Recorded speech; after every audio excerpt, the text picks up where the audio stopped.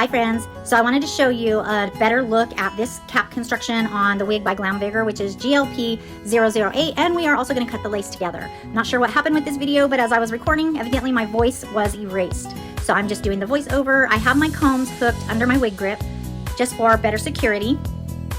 So the website said that this crown will fit a head circumference of 21 to 22 inches, and I believe that's true. You may be able to get it to fit you with 22.5 inches, and you do have the adjusters there in the back.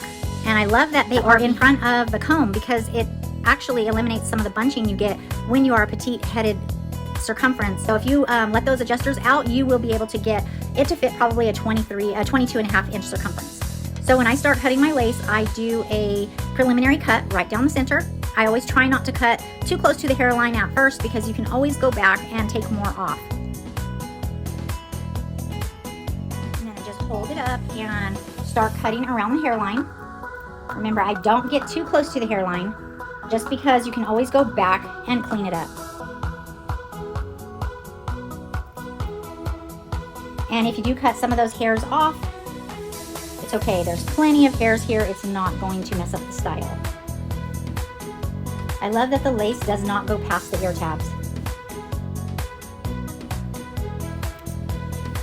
That's all the lace from the first half. And then on the second half, I start at the ear tab just because I'm right-handed and it just seems easier for me.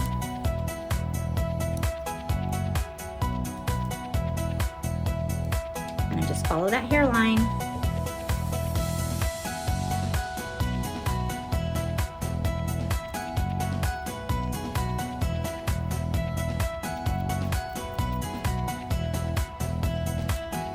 Okay, I want to show you these ear tabs. I really like these ear tabs.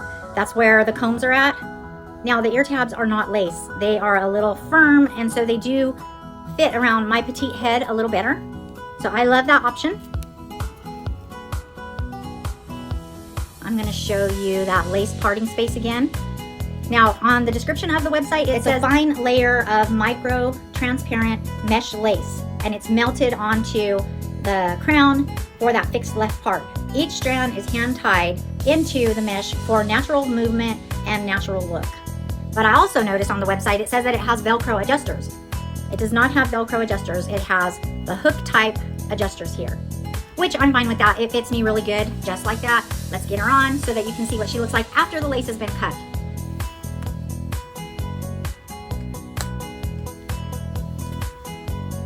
I always like the way it changes the look a little bit after the lace has been cut.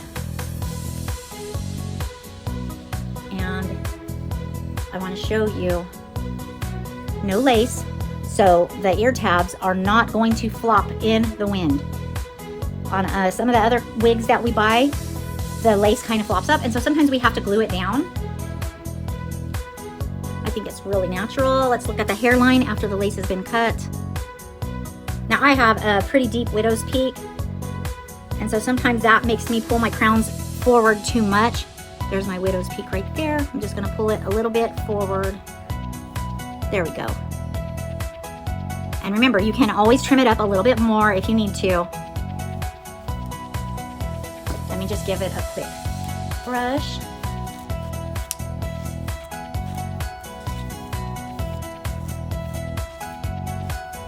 If you do lose some of the hair by cutting the lace, it's completely fine. There is no permatease in this, but if you prefer more volume, you can do the hair dryer trick.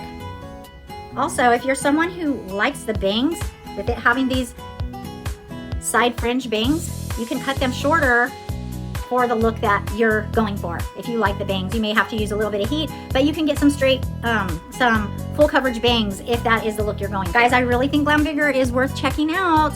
The link is going to be down below in my description box. Look at that, really nice.